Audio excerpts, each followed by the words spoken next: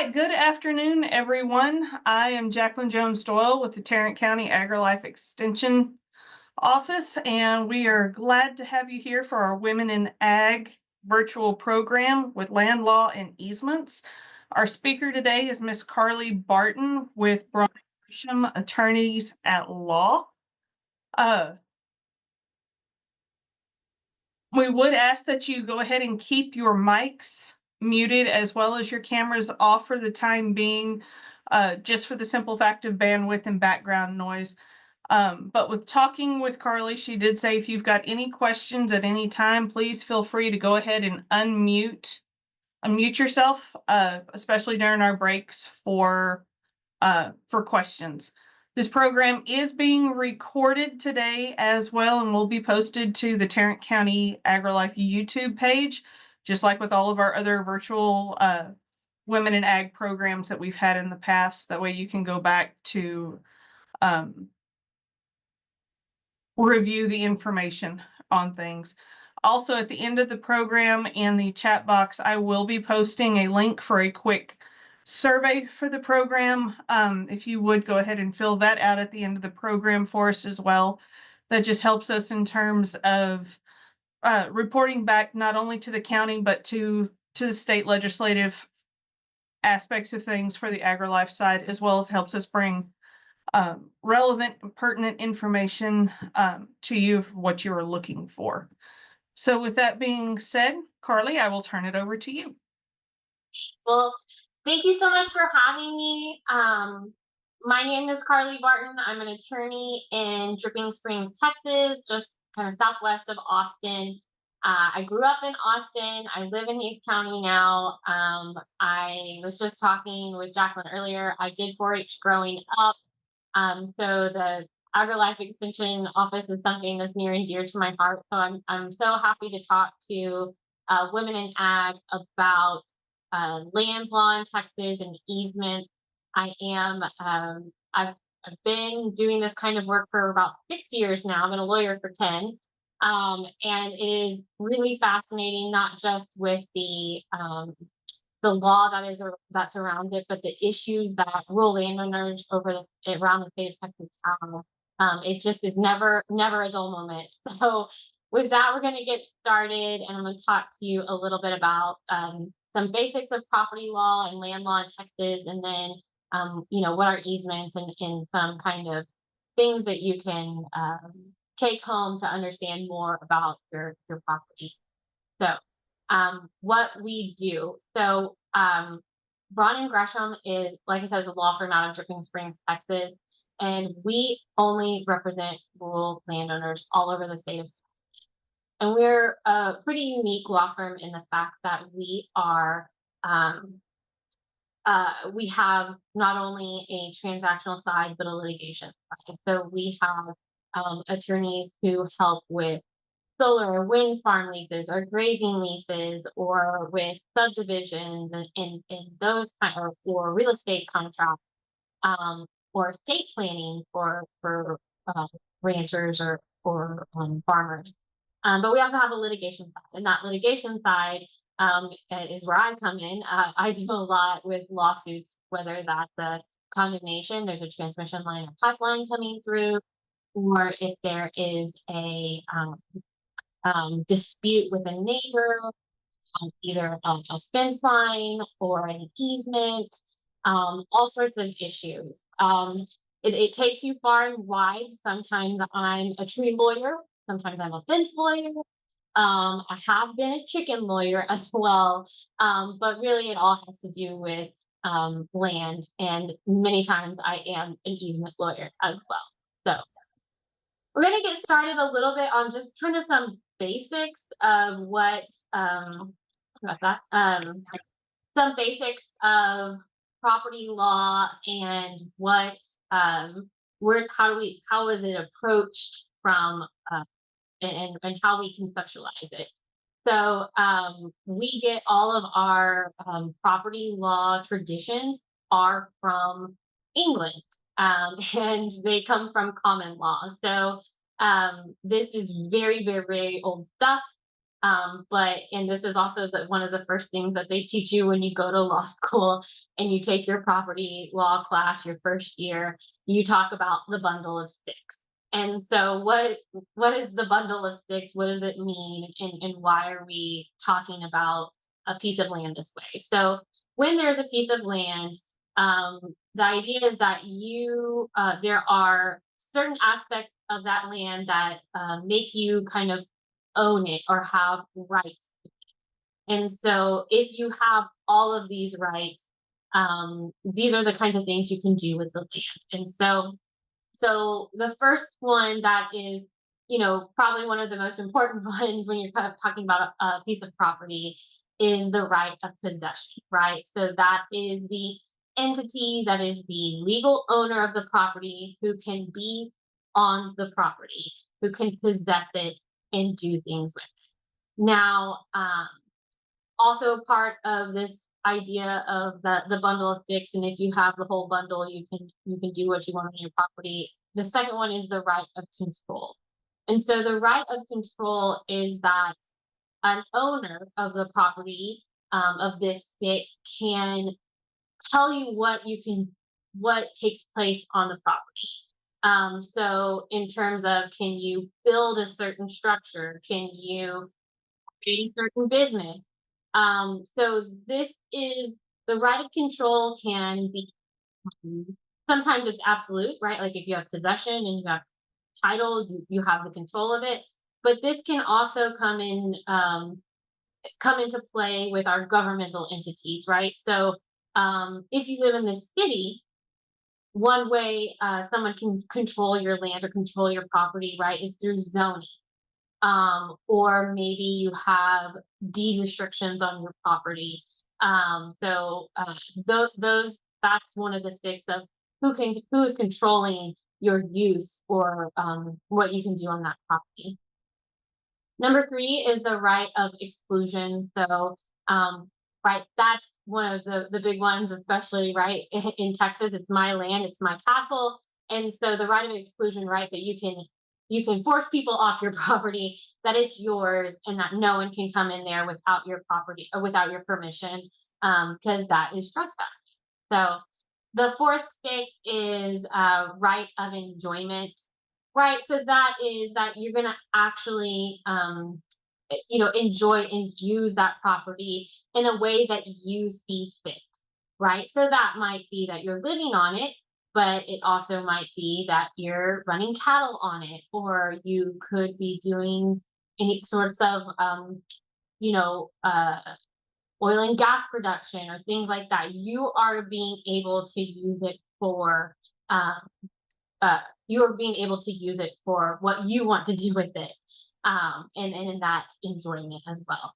And then the last one is the right of disposition, and so that is the right to transfer the property in a way that you would like. So that could be either you could do it through right like a lease, right? Like I can temporarily let you borrow this land under certain contract terms, or it could be permanent, right? That I have the right to sell it to you. I have the right, or I can put it in my will to you. So that is the right of disposition. And so when you have all of these things together, these are kind of all the rights that you have when you own property. Not only in the state of Texas, but throughout the United States, these common law concepts that apply throughout. So those are the bundle of sticks. And so that those are the rights that we're talking about when you have certain types of ownership. So when we talk about those property interests and that property ownership that you have, there are some terminology to use. So, and I'm sorry, there's a lot of weird vocabulary when it comes to property law because it is so old because it comes from England and back to the Magna Carta. So it gets a little weird with we use a little bit different, weirder language legally. So I'm sorry if this presentation will be a little bit of okay, lots of definitions, but it helps us understand those legal documents that you're potentially reading, and the rights that you have under those documents as you, uh, if you own or lease land. So the first kind of big real property interest that you can have is fee simple.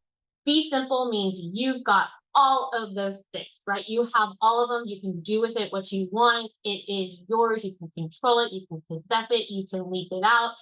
You can do all of those things. And so that is, for the most part, that's how property is owned in the state of Texas. Now you do get a little bit of there's a little bit of muddying that water of that fee simple ownership, because you do also have you have the surface estate and the mineral estate as well. So in the Old England tradition, your fee simple, there's a Latin phrase that you would own to the heavens and down through the earth, right? So if you had your little, so you had your 10-acre plot, you would, if you had a fee simple estate, you could use the air, you could use the sky above you, and you could go and dig in the dirt as well as part of that bundle of sticks, that ownership. Um, however, some of that has changed, and particularly with the being able to extract and develop minerals, and so in Texas, there's many times when your estate is actually split. So you have your surface estate, so what you can do on top of the property, and then your mineral estate, what is underneath the ground that can be um, you know developed or extracted or anything like that. And so sometimes you will run, or not sometimes, but many times, particularly in certain areas of Texas, like West Texas and South Texas, right? The mineral and surface estates have been separated. And so the person who owns the surface doesn't own the mineral underneath. And there's all sorts of accommodation and rules and regulations that go about um, how that relationship is maintained. But just know that that can happen with your property. So you do have your fee simple estates. Another thing to know is that you can have that 10-acre piece of property, but you can also own it not just with an individual or a company, but you can own it with multiple people.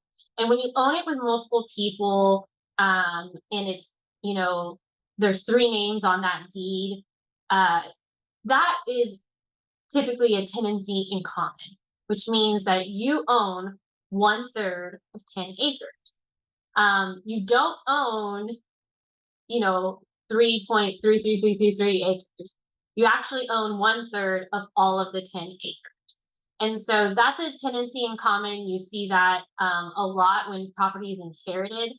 And you know, what will happen if that tenancy, if the three owners can't get along, or they just want to divide it up because they don't want just 1/3 of 10 acres, they want to have their 3.33 acres off to the side, you can partition that. And so that's where partitions come into play. But that is called a tenancy in common, and it is the default form of ownership in Texas. And so, but what's interesting about a tenancy in common is that you can, you have an undivided interest, you have the right to possess it, but you have that right to dispose of it. So you can sell your 1/3 interest to someone and transfer it.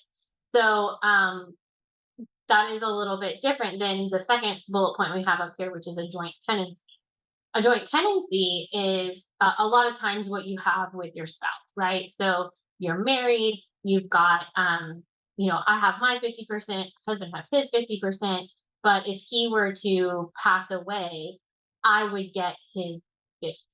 That title transfers to the surviving co-owners. So it's a lot of times, right, joint tenancy with rights of survivorship. And you'll see that sometimes in like bank accounts, and more tangible personal property, versus your land, but it's there. Another type of property interest you can have, of course, is a life estate. a life estate is, you have a right to live on this property for the rest of your life, but then after you pass away, your property will then get transferred to Bob, whoever Bob is. So life estates are something that you will see. It's not a transfer on death deed or a ladybird deed. They'll call them a life estate. So, of course, another property interest you can have is a lease, all sorts of different kinds of leases out there.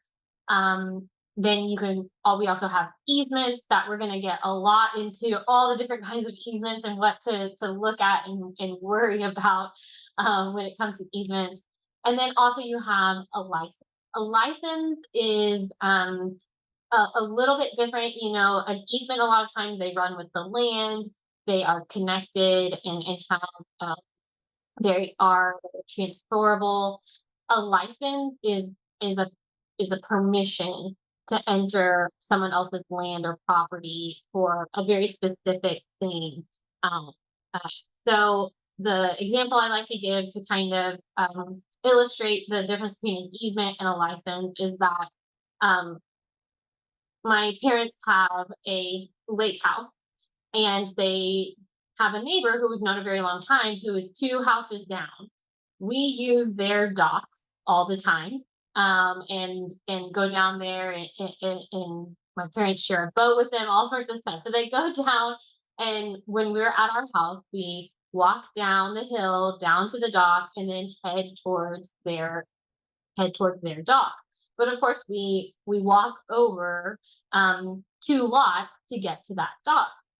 And so what this is, it's not an easement because it's not written. It doesn't run with the land, but we have a license. We have permission from those from our neighbors to cross their land to get to our other friend's dock. And licenses can be revoked more easily and terminated more easily than an easement for the most part. So, what are some of the requirements to have a valid deed, right? A deed is the document in the real property records that is going to convey your property interest, or and how you go in the deed records to find, right, your title and the chain of title and all that kind of stuff. So, but what are the things that need to be in your deed if you want them to be valid, if you want them to be enforceable under the law? So, the first one is the grantor has legal capacity to execute. So the grantor is the person selling, giving.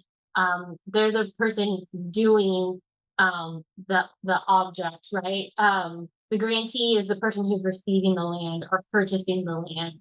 So the grantor has to have legal capacity to execute. So capacity can come in a few different ways. It can be, right, a mental capacity, right, to make sure that you know what you're doing and uh, you can sell it.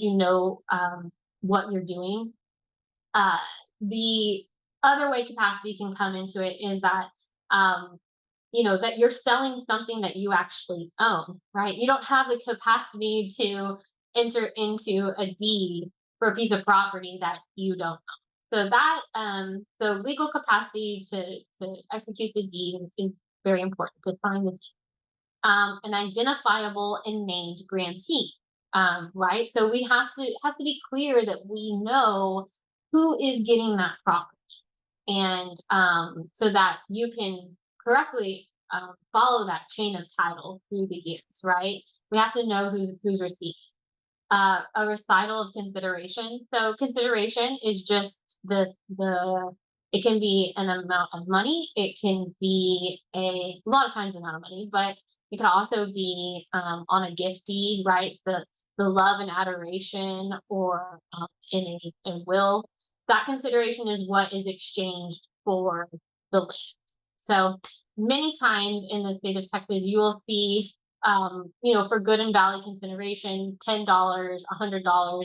It is not the amount of money that you've paid for that property. It's just to say, it's only honestly in there just to say, hey, we did have some bargain for exchange. This should be valid. the granting clause, right? That this is what I'm giving you, I'm conveying, I sell, I bequeath. Those are the words that we're looking for in a granting clause. The habendum clause, that's just the to have and to hold part of your deed. And there are some, you can have some exceptions or reservations in your deed. So if you want to say, I'm giving you all of this except this 3 acres in the northwest corner of section 4, that's an exception. You can also reserve things like I want to reserve my right to use this road. There's those will go into deed and are very common in deed. And you can see, so the habendum clause usually comes before that. You have to have a legal description. Um, we have to know what you're selling. And a lot of times with our older properties that have not very good legal descriptions or very old surveys, um, you know, you've got to be careful with that. You've got to have a legal description to make sure that you know what it is on the ground. Your legal descriptions are meets and bounds. So those you'll see that very, very many times in all your deeds. They should be there. If they're not, that can be a problem. So you need to get those legal descriptions. I always like to include a survey as well, just because I am a very visual person. I think every single deed should have a survey attached to it so that everyone knows exactly what we're looking at. Unfortunately, that's not the law. If I were Queen of Texas, I would make that the law, but unfortunately, that's not the case. But I do like to include surveys. I think it really helps people when they're looking at real property records. We have your exceptions and reservations, like we just talked about. But then we have the signature of the grantor, right? That, okay, I signed this, it's notarized and then filed in the real property records. And then delivery and acceptance, right? That it's been that the grantee has received that property and they've accepted it and they, it's their own now. Now, something kind of unique or something to note. You'll see on this requirements of a valid deed, it doesn't say recorded in the real property. You can have a valid deed that is not recorded in the real property record. However, that is very dangerous thing to do, and we certainly don't advise people to do it because those real property records are very important. They're public records. It's how we can show chain of title, how we can people can track and understand how land is conveyed and transferred. And so when you have a valid deed, but that's not in the real property record, it can get skipped. There could be challenges, legal challenges to the validity of that deed. And so it's really, please, record your deed. It's very important. So, but that is the requirements of a valid deed in Texas. So what kinds of deeds do we generally see? So the first deed we have is a general warranty deed. So general warranty deed, when we're talking about the warranty in these deeds, what you're warranting, what you are representing is that you're representing your what title you have to the property.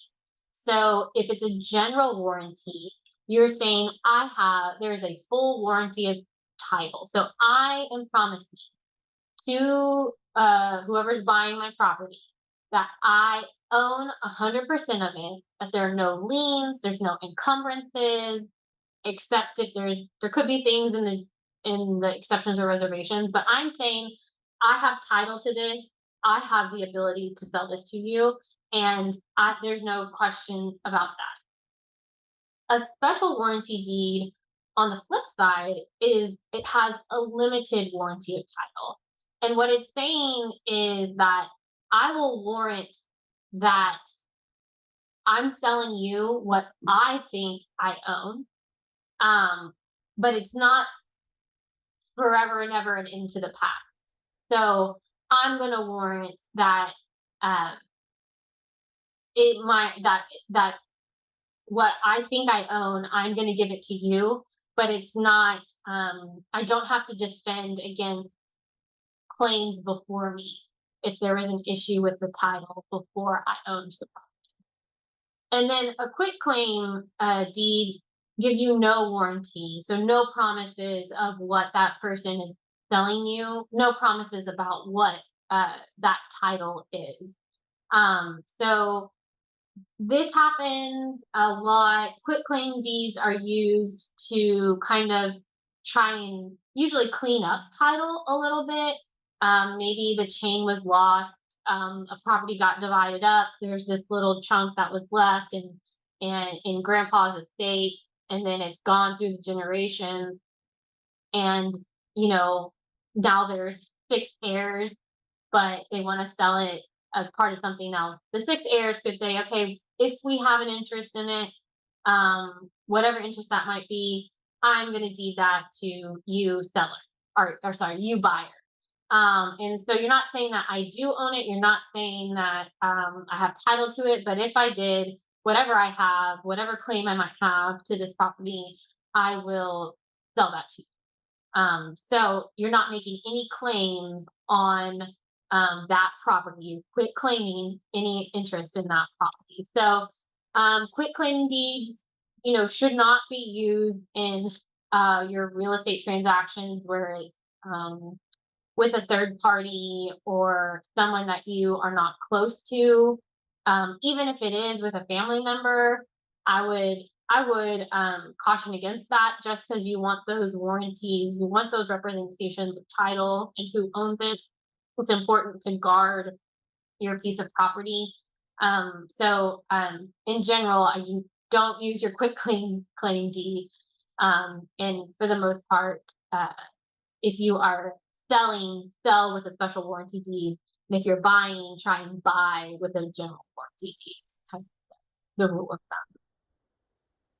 So I'm going to take a little pause right now. Does anyone have any questions about kind of land law basics and any of these concepts before we get into a lengthy discussion about easement?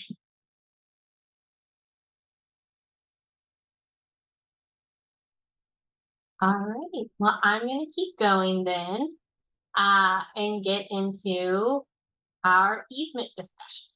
So, what is an easement? An easement is a grant of a non-possessory property interest that provides the holder with permission to use someone else's. So that's just a mouthful.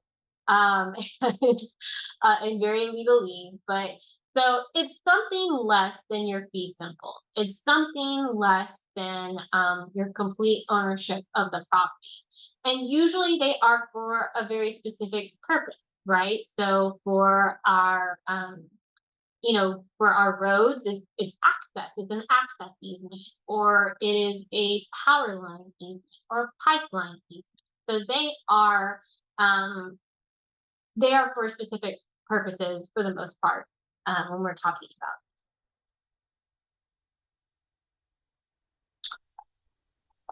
You have the similar language of grantor versus grantee, right? So you have that I am giving you this piece of property. And then you also have a very confusing um, way of talking about the estates of the servient estate owner and the dominant estate owner. And so it's actually this part is really confusing. It's still confusing to me. And every time I think about it, I have to stop and think of an example. But um, the dominant estate owner of an easement. So when you say that the dominant estate owner, when you're talking about an easement, they are the person who, in this example, let's say it's a road. So you have a road going over your neighbor's property. The dominant estate is you, the person who has the easement over the property. I am the dominant estate owner, and then the servient estate owner is the piece of property that the easement is on, that the road would be on. It's the piece of property that is serving the road. So that's really weird. I don't know why they do it that way, but just be aware, that is the difference in a servient and dominant estate, and that can be very confusing because you think that the dominant estate would be the bigger piece of property, but it's not. So, you have different kinds of easement. Um, the most common one that we see is a easement appurtenant. And so appurtenant just means that it runs with the land. And what do we mean by runs with the land? It means that if that piece of property that has if that piece of property has an easement coming to it, you've got to cross a neighbor's property to get to your property. Um, if these two properties are passed down or conveyed, that the easement continues to convey with that property. It runs with the land. It is not um, it is not something that is tied to the land. So, or it is tied to the land. An easement and growth is different because they are usually really to a person. A lot of times they're similar to a license, but it doesn't serve the adjoining dominant estate. So it doesn't. It's not serving. It's usually serving a person and not a piece of property. So, some things to that we're going to talk about moving forward about easement kind of topics is um, things that you should be considering when you're negotiating an express easement. When we say express easement, um, we mean written, right? It's written down, it's signed by the parties. So talking about express easements that you see in the real property record, old blanket easements that are pretty common that can be really, really problematic for landowners that you need to be aware of. And then interpreting express easement language. So that's where we're going. Then we're also going to be headed towards talking about non-express easements or implied easements. There are three types. We're going to go into each of those types, how they're established, and kind of what you can expect from them as well. So, but first, let's talk a little bit about easement negotiations and kind of what you should consider. A lot of times when we're talking about easements, we are talking about in an eminent domain or condemnation um, context. We have usually a pipeline company is coming through and they're like, we want to build our 42-inch natural gas line through the ranch, or we want to build our transmission line, we want to build our road. Those are usually the easements that are coming. Of course, we have other ones where it can be with your neighbor for access and things like that. But here are kind of some general easement negotiations that you should think about when you're going into that. So the price of the land that the grantor is taking. What is the price per acre? How many square feet? What are they going to be doing with that land? Any other damages that might come beside the price of the land that they are taking. Is it gonna devalue the rest of your property because of the way it comes on your comes through, right? Is it going is it bisecting the ranch right straight through the middle and now there's two separate things? Um, or is it just on the edge, kind of by the road, where it's not, right in front of the house? So those are kind of the other damages to be aware of. Details about the route, right? Where is it crossing? What's it going to do to your property? Location of facilities. So that could be pipeline markers. That could be on a water line. It's the valves that stick out and have the giant, the giant cement pads underneath, and the pressure valves. That could be cathodic protections on a pipeline. There are other above ground facilities that could be part of the easement that you're not thinking about because you're just really, you might just be like, okay, well, it's a 60-foot wide easement and they're just going to clear cut that path. There are other facilities that could be included. Will they need any temporary easements? during construction. Um, for example, right, a lot of times with the pipeline, they'll take an extra 20, 30 feet temporary construction easement because they need more space for their equipment. They might need more space to bore under a creek or something like that. They might need temporary easements for better access. So think about those kinds of issues, and then think of the actual permanent easement that they will be taking. So that can be just the 60 feet, or it could also mean they might need to condemn part of your road to access that easement, or they might need, sometimes they need like power, and they have to come get an electrical line for the power for one of their facilities. So there's just those are some things to think about when you're negotiating an easement. So kind of specific things as well that you can do with certain easements are you want to make sure that they are protecting and restoring your land correctly.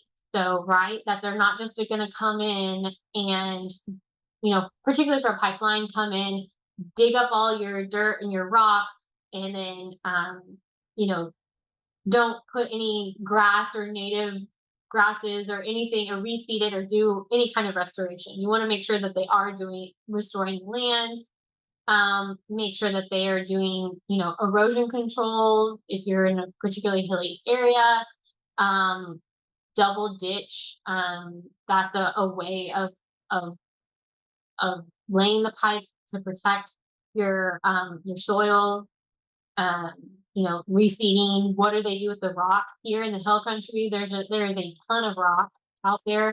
Are they going to pull the rocks out? Are they going to, you know, can you keep the rocks? Because you might want to build a rock fence. Those are some other kind of specific easement negotiations to think about. Access points. Where can they get onto the easement? Are they going to get onto the easement from your neighbor's property and then just come through along the easement line? Certainly think about your fences and your gate and where they might be, the lock situation, those kinds of issues, any sort of some indemnity clauses or insurance requirements for these entities that own the easement is important to protect you from liability. Um, what are your future uses that you can use on that easement, right? Can you run your cattle on the easement? Can you build a road? Um, those kinds of issues. Limits on the grantee's use, so limits on the pipeline company's use. So, for example, maybe it's you can only build one pipeline instead of multiple pipelines, or you can only use it for natural gas and not oil. So those kinds of limits on what the grantee can do, the depth, diameter, single purpose, right? So how deep is the pipe where is it going to go? You definitely want it down far enough that it's not going to be affecting your operations, or if you run heavy machinery over it, that it's not going to damage that pipe. The diameter, right? It can't be, you can limit, how wide it is. Single purpose, like you said, just for natural gas, not for anything else. Um, if there are any future damages due to construction or issues like that, notifications, right? That if they're going to be out on your property, um, you want to be noticed, right? Because I will tell you a big concern that we get a lot from landowners is the access and are they going to leave my gate open? Are they going to let the cows out? What are they going to do? I want to know when they're on my property so I can make sure that they are following the rules, really, right, of being a good landowner. So notice when they access it is important. And then terms about abandonment. So what happens if it is abandoned? What happens? How does that revert in the terms of abandonment?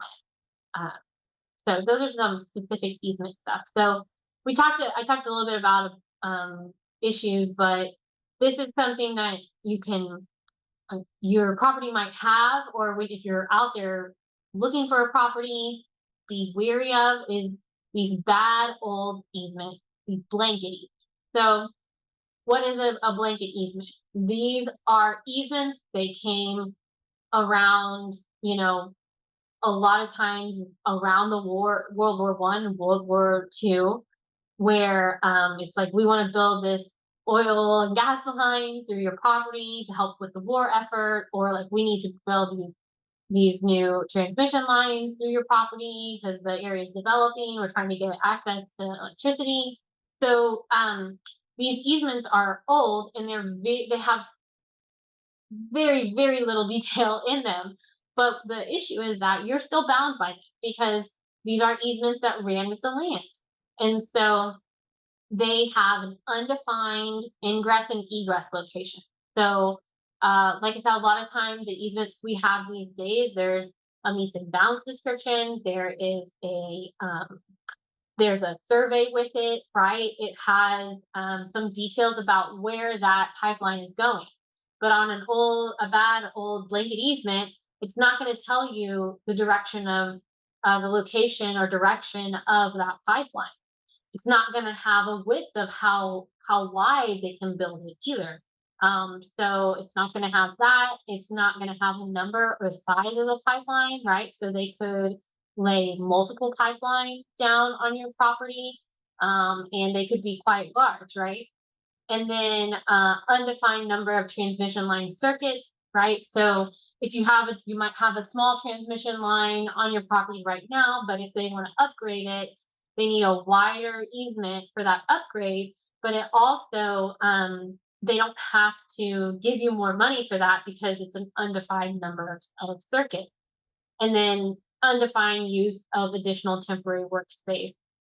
And then sometimes in these easements, it will say, oh, but if we lay another pipeline down, we'll pay you, but they're paying you for 1930s prices, or as it says, or worse. So you're not getting, you're getting like not even $10 a rod, and a rod is like 16 and a half or 17 and a half, I can never remember, uh, feet. So the blanket easements they're bad news bears if you have one on your property.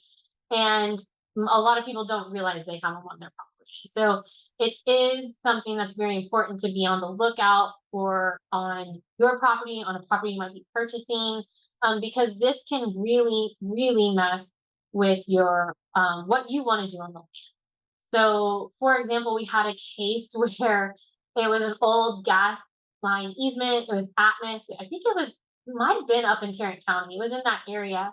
And there was a pipeline and it was going north south and had been going north south for quite some time. And it had this old blanket easement. And Atmos decided that they wanted to make it go east west, completely change the configuration of the pipeline, and didn't pay our client anything more, could do it because there was a old blanket easement that didn't have where it was supposed to be located, that didn't have the width of it. And it was can be really devastating. So, and there's not much you can do because there's an old easement like that. So, just be wary, be on the lookout for them.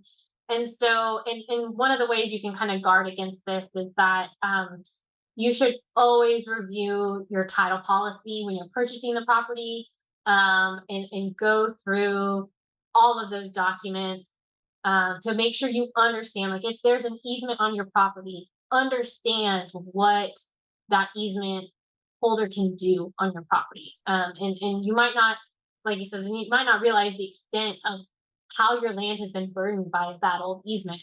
And it might be fine right now, but you don't know what it's going to be like in 2, 5, 10 years, forever down the line.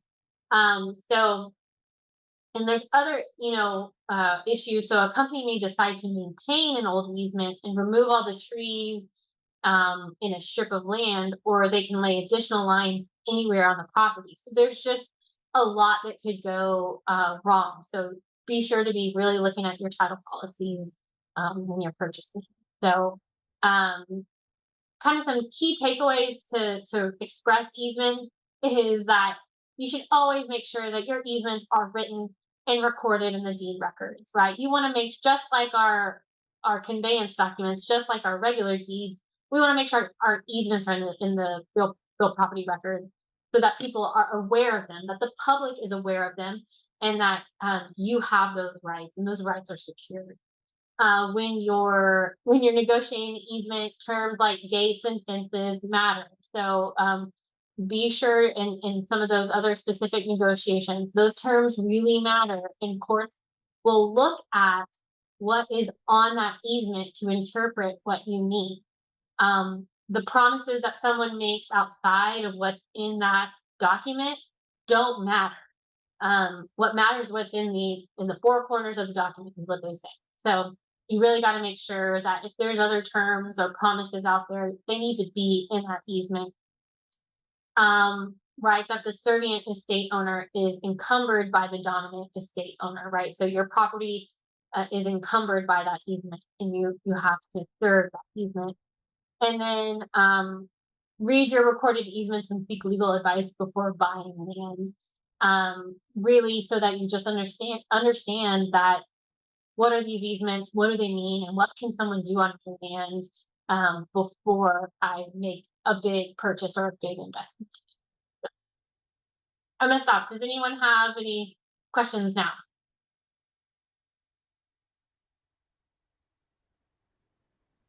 Okay. So now we're going to get into our non-express easements, our unwritten easements. So these are really unique and weird. And I'm very nerdy about them. I love talking about non-express easements. They're also called implied easements because they're not in the real property record. And how do you get permission, or how do you get rights to an easement that's not in the real property record? So I do a lot of litigation surrounding implied easements throughout Texas.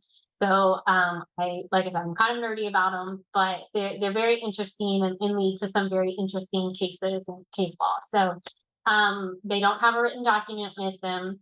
They're created as a matter of law and must be established by court. So this is why there is litigation around it. So because there's nothing written, there could be this road that your family's been using for 50 years to access the family ranch, but there's nothing written, nothing recorded, and you might have rights to that road through an implied easement, but because it's not written, you have to have a court recognize your rights to that road. So that is very interesting. And then it can be granted to one party by operational law, right? That you go to the courts, and that it's a judge or a jury saying, yes, you have rights. You've established your rights to this road, even though there isn't a written document. So there are there are three types of non-written easements or implied easements. So there's kind of a subtype here, and we'll get into the difference between them. But there's an easement by implication by necessity, by prior use, and then an easement by estoppel, and an easement by prescription. So my this is where our myth busting comes in with Texas land law. So it's a very common misconception throughout the state that you cannot have a landlocked property in the state of Texas. I'm here to tell you that that is false. Your property absolutely can be landlocked, and it can happen. The courts don't particularly like it, but it can happen.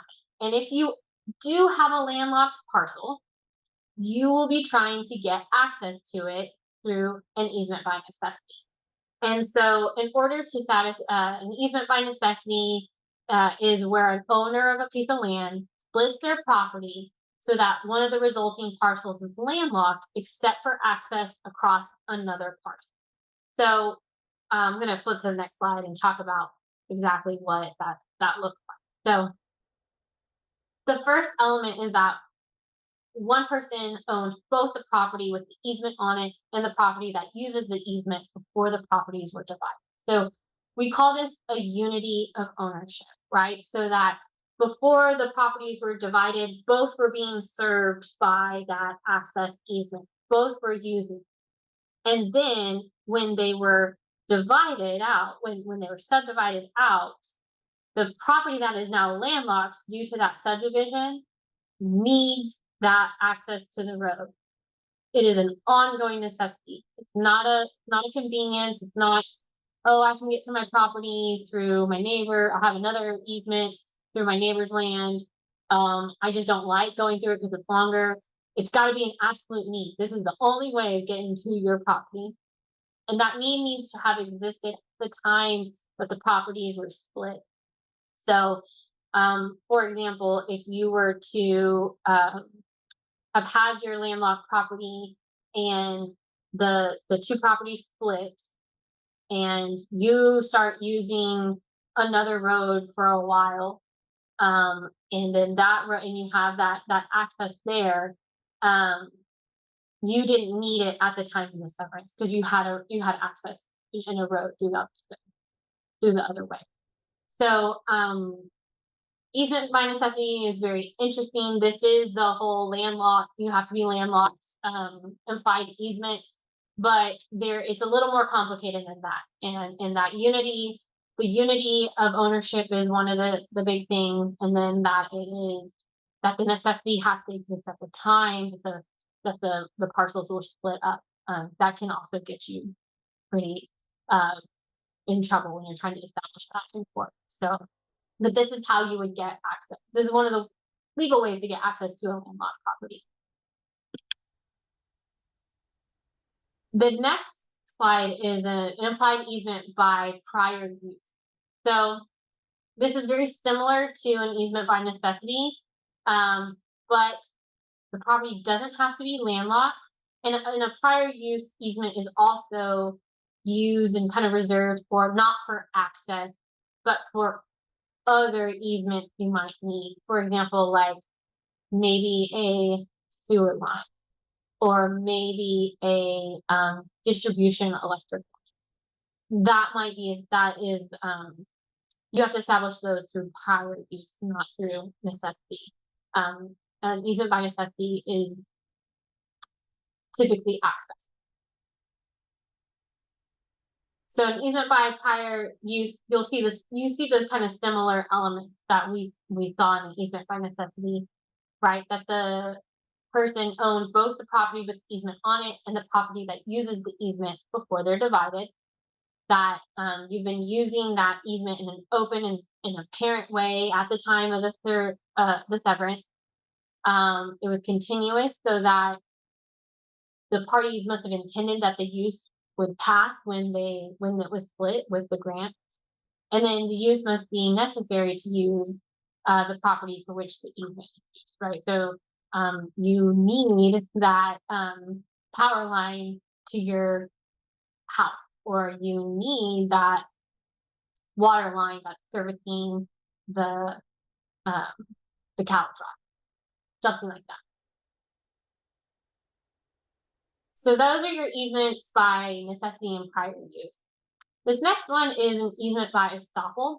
So an easement by estoppel is established when really someone has made a representation to another that, hey, you can use this, you have this easement, you can use it, and then the person then relies on that representation and acts on using that easement. So this is just to say that, okay, if I tell my neighbor, hey, you can use this road, this is your road, please use it, and then my neighbor relies on that promise that I told them that they can use it, and they relied on it for a significant amount of time, or they relied on it in a meaningful way, then I I can't come back and say, oh no, you can't use my easement now.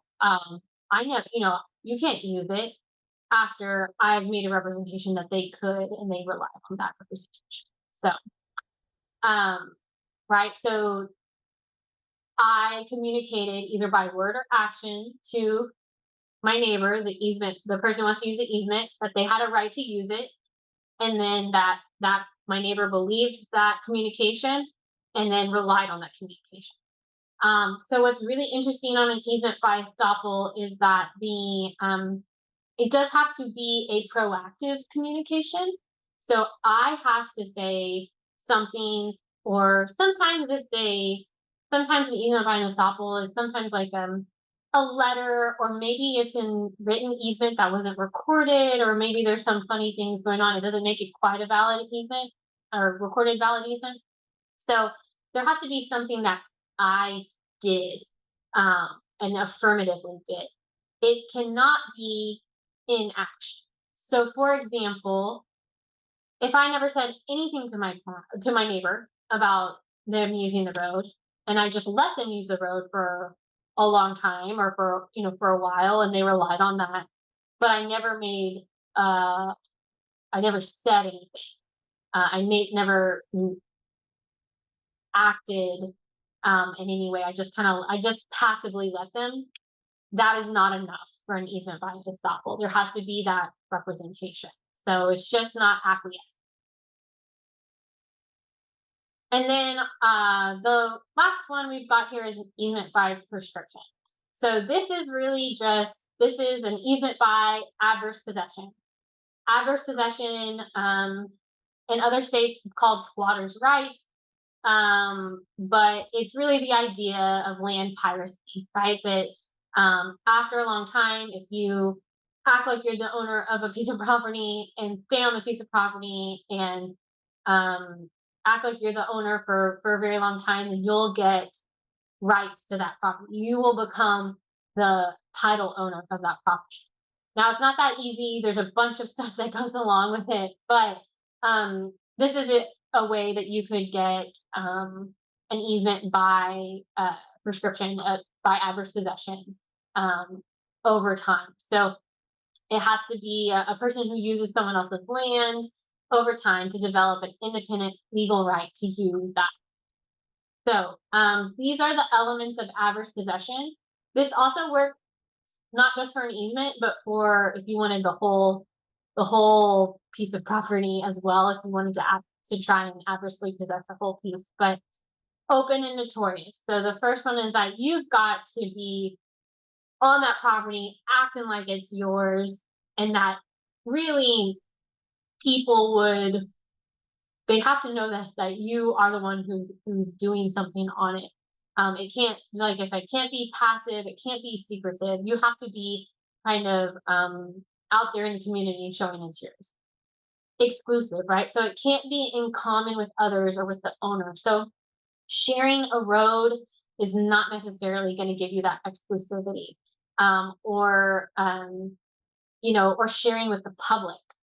That's not going to give you an adverse possession or easement by prescription. And then adverse, right? Use must begin and continue without the actual or implied permission of the landowner, right? So you have to be in conflict, right? It has to be adverse. Um, Definite use must be in the same place and within defined definite lines, right? It's not that you one day cross the property from east to west, and now you're going to cross the property north to south. It needs to be in the same spot for a long time in the same way, and then you get that last continued and uninterrupted for a period of 10 years or more. So you have to be doing this for at least 10 years before you could petition the courts to say, "Hey, I have rights to this easement because I've been doing this for over 10 years, and I've satisfied all of these elements here." So um, these are fun. They're a little crazy, but they're fun.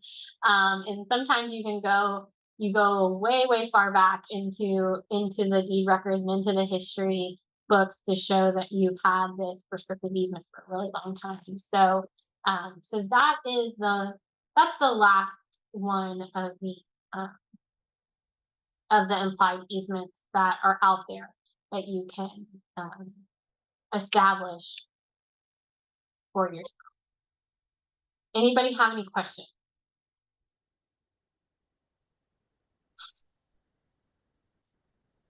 All right. So next, we're going to talk a little bit about how do easements terminate. So how do you ever get them off your property once they're there? And so the first one is by operation of law. And when we say operation of law, we just mean there's something in the statutes that says, or in common law that says, hey, you don't own it anymore, or these if these things are satisfied, the easement terminates. So the first one is merger, and that just means if you had a piece of if you had an easement to a road to get to your ranch, and then you decide to buy the piece of property that the road is on, right? Um, they've merged. You don't have two separate rights anymore. You're a fee title to both of them, so you've merged. That easement goes away because you don't need it because you own it. Condemnation. So like if there's a condemnation over an easement on your property, that can do it. Foreclosure. So if your property, if the property is foreclosed on, easements that are created after the mortgage, right? Those can be terminated because the mortgage person had their rights secured before that easement was established. And then some of the other termination of how you terminate an easement is abandonment. So it doesn't happen very often, I'll tell you. And it's pretty hard to get a court to recognize that a pipeline has been abandoned. So that's certainly that can be a difficult one to prove. Cessation of use without a clear intent, with clear intent to never use again. That's very similar to abandonment and something you would petition the court to do. And then it has to be more than non-use. So, for example, my husband's family's property, they've got an old terrible blanket easement, unfortunately, and there's no they don't clear the right of way at all. And it's been we believe it's not in use, right? Because they're not clearing the right of way, they're not maintaining it, the thing has been abandoned. But you can't it would you have to show that it's a no intent to ever use again. And so that's the hard part on an abandonment claim. So, and then sometimes your easements might terminate because of the expiration of a designated term or purpose. This happens frequently on our temporary workspace easements, right? So after a certain amount of months or after construction is complete, that's done. That's the designated purpose for that easement, so it'll terminate.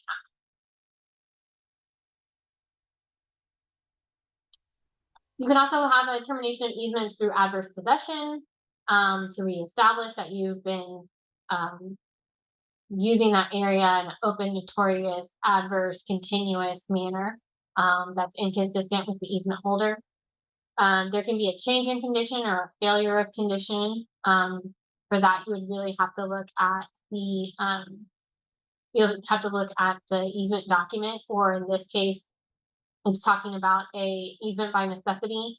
So the change in condition could be, well, you have access to a different way. So now your strict necessity is nowhere, or you don't have strict necessity anymore. And so you no longer have your implied easement by necessity. Non-compliance with the terms of the easement with the right of forfeiture. So that's going to be in the written easement itself, but it's going to say that if you don't follow the terms of this easement, then the grantor has the right to forfeit That's got to be in there. It's not too common, but sometimes it is. And then the transfer of a servient estate to a bona fide purchaser sometimes can. Um, and then a no actual, so that happens when the bona fide purchaser, the person who buys the property, doesn't have actual or constructive knowledge of the easement, right? So they don't know anything about this easement. They purchase the property, and then someone comes back and says, "Oh no, we've got an easement here," but maybe it's not written, maybe it's not in the deed records. Those kinds of things can terminate an easement. And then, of course, release, right? You can always get someone to try and convince the easement holder to release it, if they're not using it anymore or anything like that. And good practice is, if you are going to release an easement, you should file it in the real property records as well. Does anyone have any questions about easement?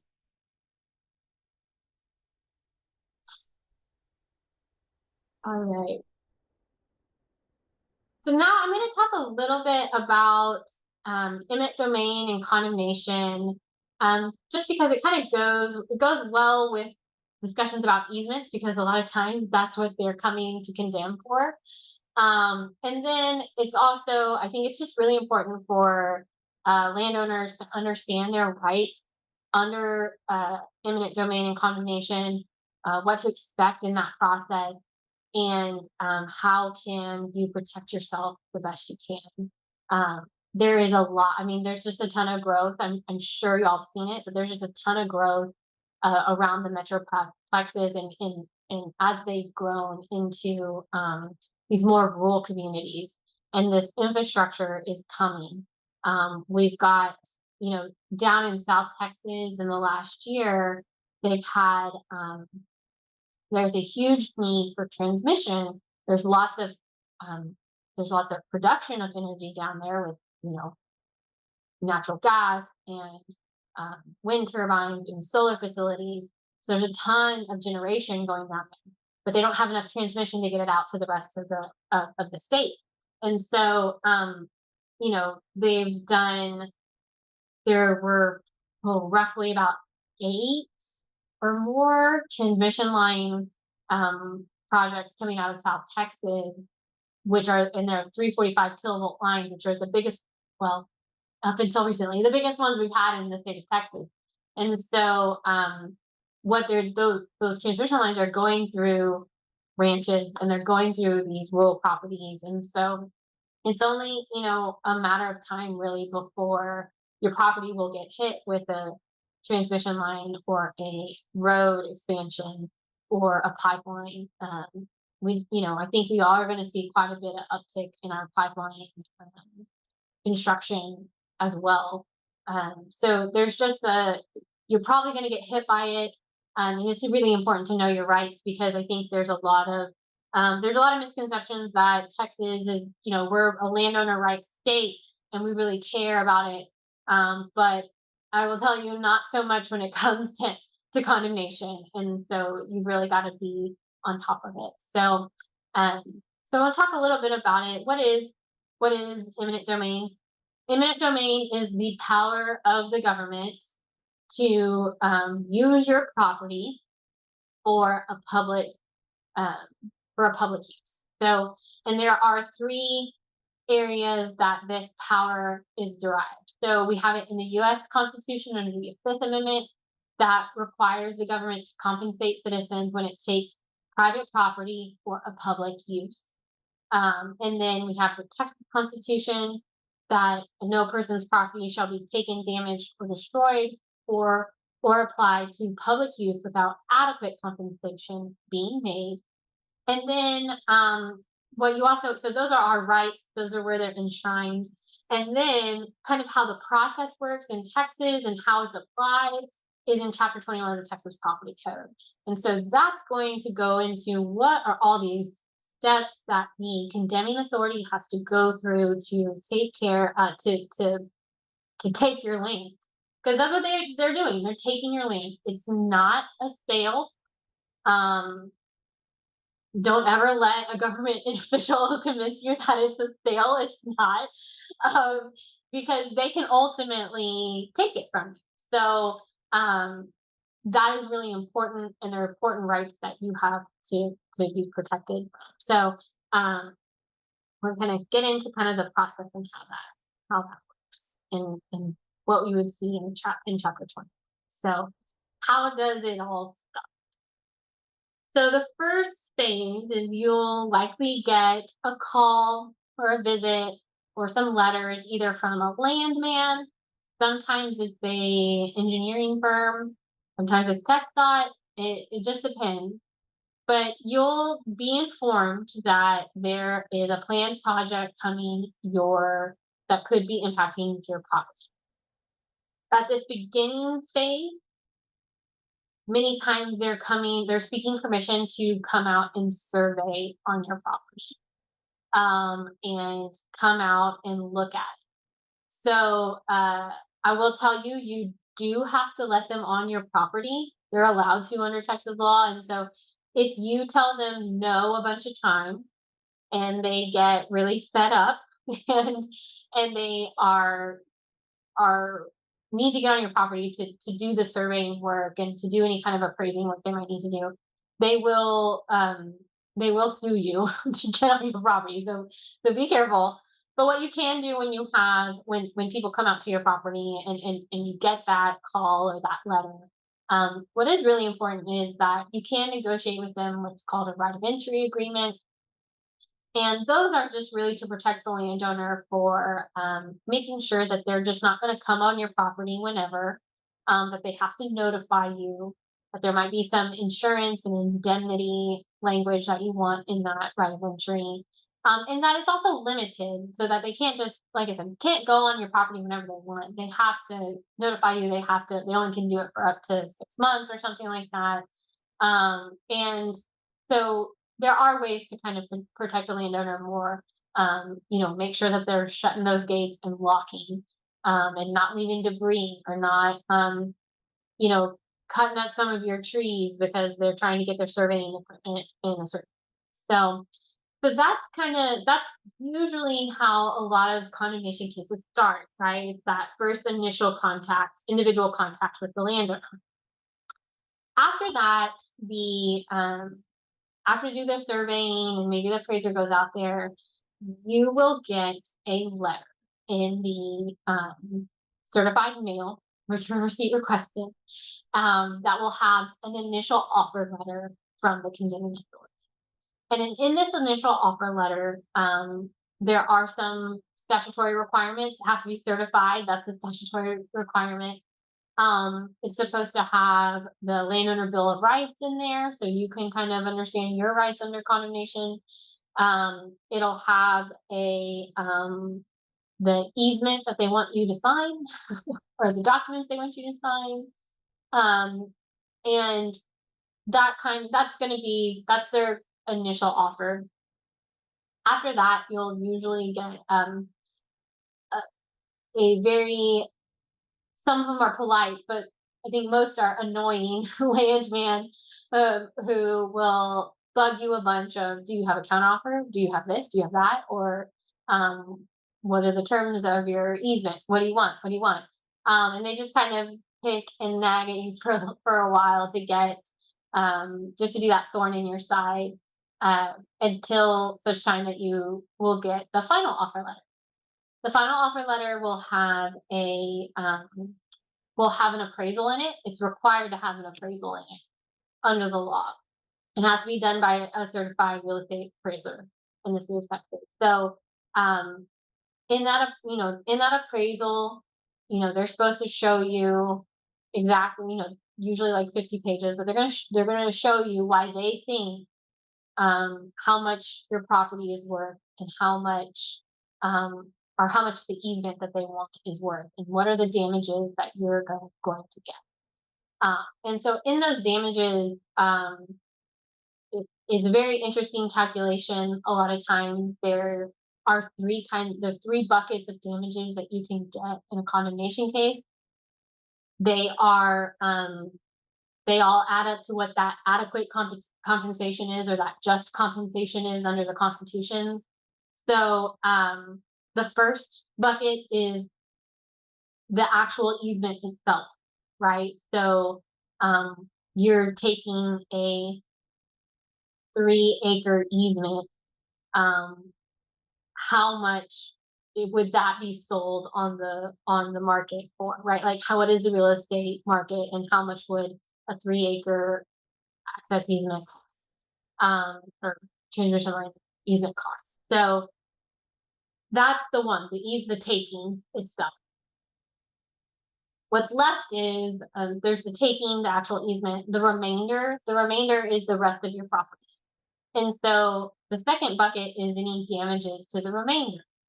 So a lot of times, particularly in a transmission line case, um, you have now this giant lattice structure going through your ranch, sometimes right in front of your house. Maybe it's in the beautiful sunset view that you had from your house.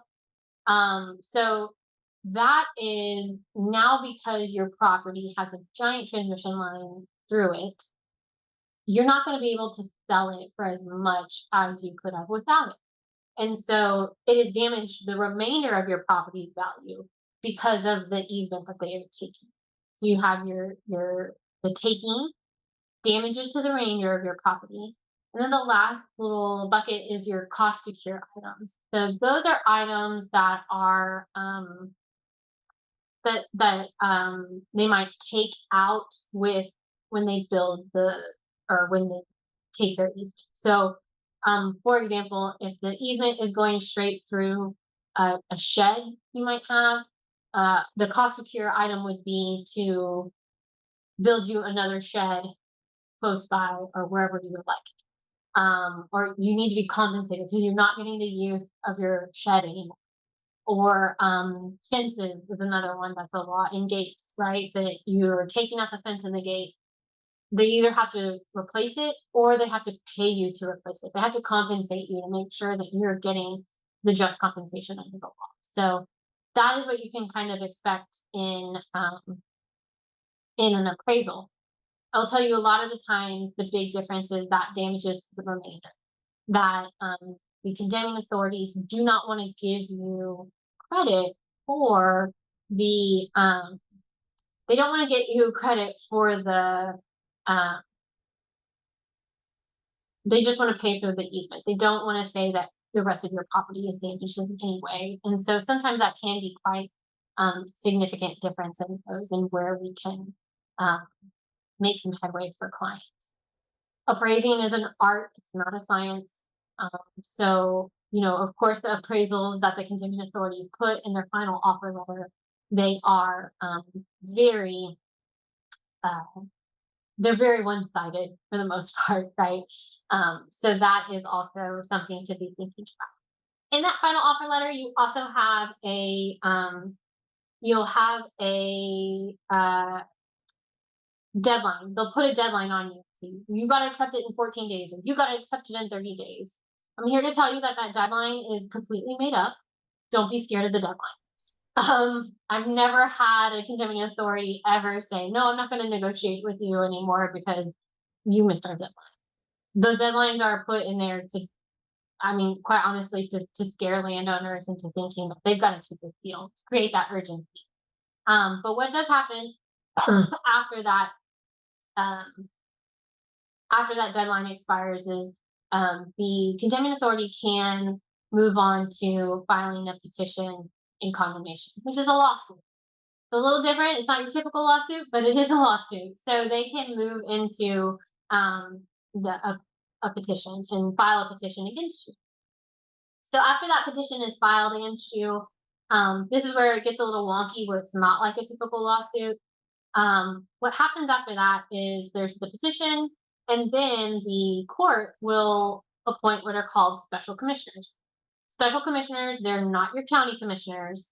They are appointed by the court, and they are resident landowners of the county where the condemnation is occurring. And they sit and will decide what they believe is adequate compensation or just compensation at a special commissioner's hearing. And so the special commissioner's hearing will occur after that petition. And at a special commissioner's hearing, they'll have those three special commissioners, and then each side gets to present their evaluation of what they think is just compensation. And so the condemning authority, they'll show up. They usually show up. They'll show up with their attorneys. They'll also show up with their appraiser, and then sometimes a project manager or someone like that can give a little bit more details. And then for the landowner, they can show up with themselves and they can testify. They can show up with an appraiser if they decide to hire one, and talk about the damages that their property is going to suffer. It's pretty interesting. It's not at a courtroom, right? So, and there's not like rules of evidence. So there's not a judge. So it's a little more. It's more informal. But you do have that ability to you have witnesses. You have each side can question each witness, and there is a presentation that's kind of like a trial, but much more informal. So at that special commissioner's hearing, after all that is both sides present their information. Then the special commissioners decide what they think that award should be. What is that just compensation? So they write down a number. They say, hey, this is our number. File it with the court, and then from there, each side can decide whether they want to object to that number or not. If you object to that number, then that kicks you right back into kind of a normal lawsuit procedures. But that amount of money is the amount of money that is required to put that the condemning authority will have to put into the court to begin construction. So it's a really important step in the process, because after that special commissioner's hearing, after that award, if that condemning authority says, okay, here's the money, and we'll put it in the registry of court, we might not be the case might not be over, but here it is. Then from there, construction can begin.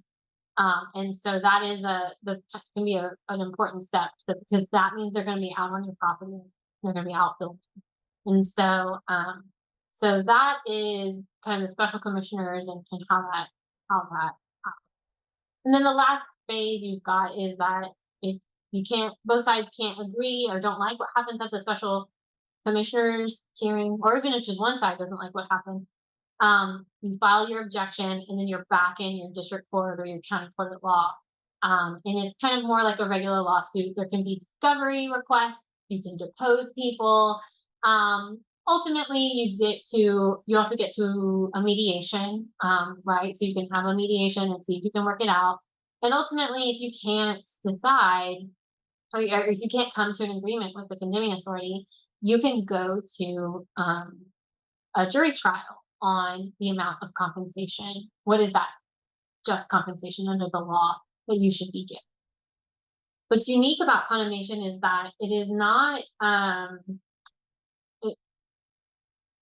if you don't settle the case and you don't come to some sort of negotiation, agreed easement and compensation with the condemning authority, you really are at the mercy of what that condemning authority wants. It's very hard to negotiate against them, because they do have quite a bit of power, because the government's given them that power. So you've got to you want to get the most compensation you can, but you also want good easement terms. And so there's a balance between that back and forth. And so you're really trying to a lot of times my clients, for them, it's not even, you want the money is really important, because it's the only time you're ever going to get it. It's not an oil and gas royalty. You don't get like payments every month. You don't get that mailbox money. It is a one-time payment. So you want to get as much money as possible, but you also want to be cognizant of those other easement concerns that you might have that are important to you as well. And if you go all the way to a jury trial, you don't get the opportunity to negotiate those terms. It's just going to be what the condemning authority wants, right? What the pipeline company or something. So it can be very interesting. So that's kind of condemnation in a nutshell. I think like I said, at one point someone's gonna get you. You're likely be condemned because of the growth and the infrastructure that is happening. But does anybody have any questions about condemnation or eminent domain or anything like that? If you've got any questions, feel free to unmute yourself and ask, or you can put them in the chat box, one of the two.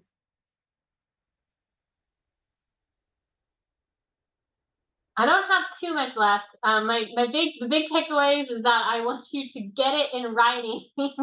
If you have an easement, if you have a any sort of land transaction or anything like that, get it in writing. Don't just handshake deal.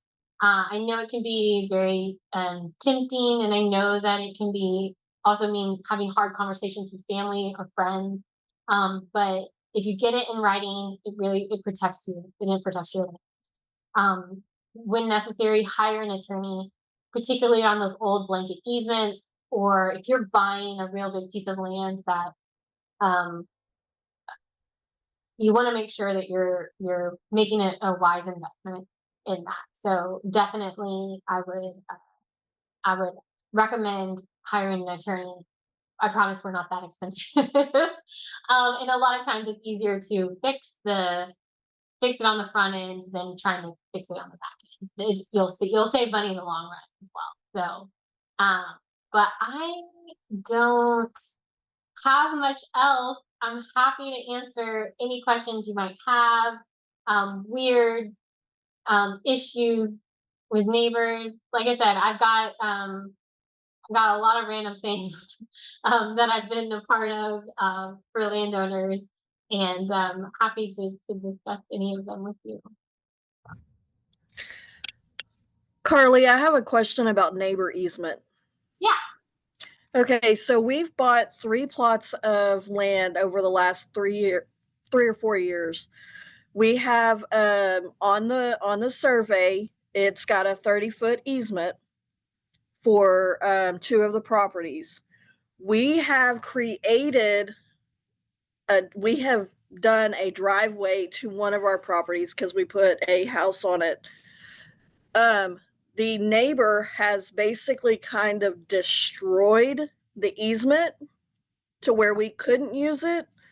Okay. I mean, it was usable, but if it rained, it was basically a little mini pond.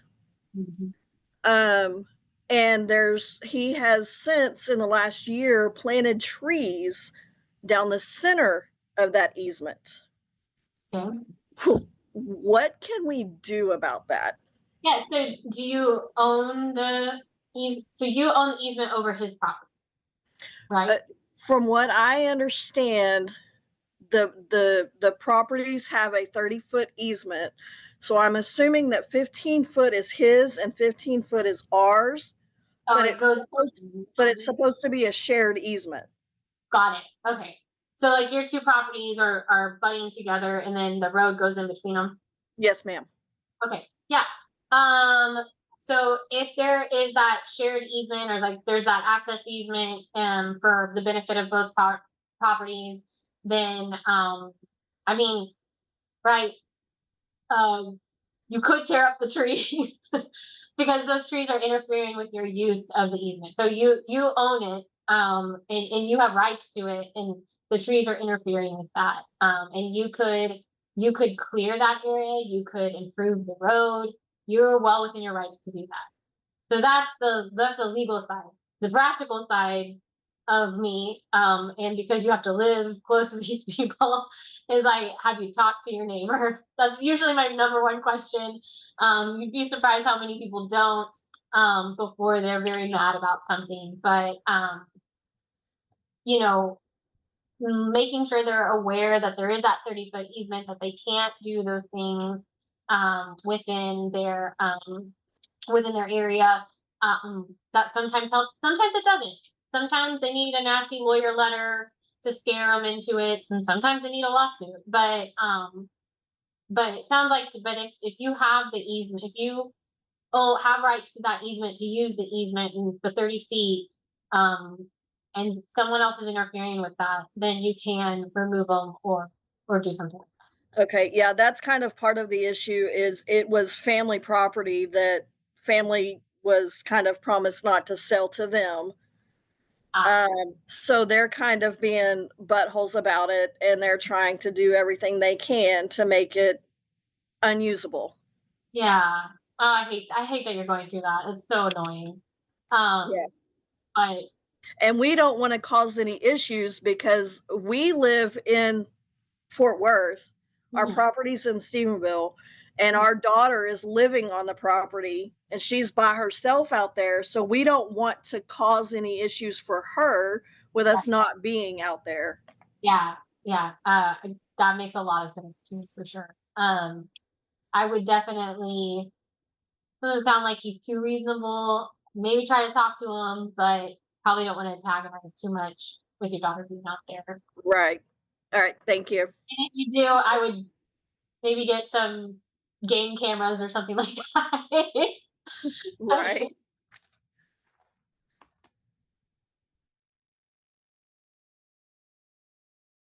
Anything else?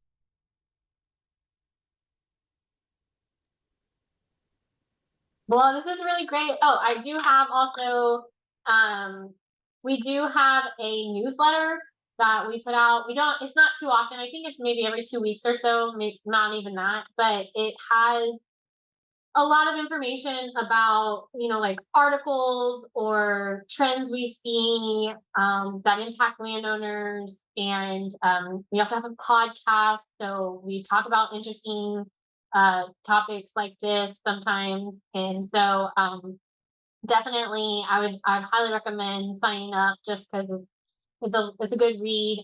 I also, if you don't, you absolutely need to be reading Tiffany Lashman's blog. She's amazing, and has such amazing resources for landowners in the state of Texas.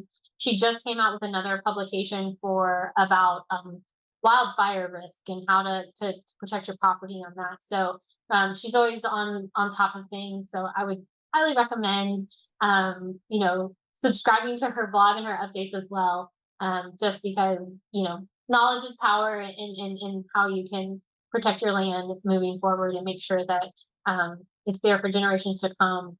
So if no one has any other questions, that's it. Oh, thank you, Carly.